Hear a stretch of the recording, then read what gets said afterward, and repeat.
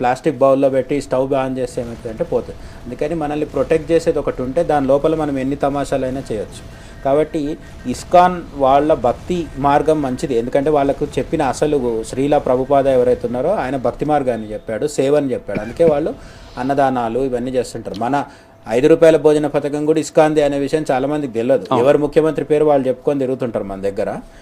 అదొకటి. రెండోది, శ్రీల ప్రభుపాద అనే ఇస్కాన్ వ్యవస్థాపకుడు ఎవరైతే ఉన్నారో ఆయనకు కూడా ప్రేరణ ఎవరు అంటే అంతకుముందు బెంగాల్లో జరిగిన భక్తి ఉద్యమం అన్నమాట. అంటే చైతన్య మహాప్రభు అని ఉన్నారు బెంగాల్లో.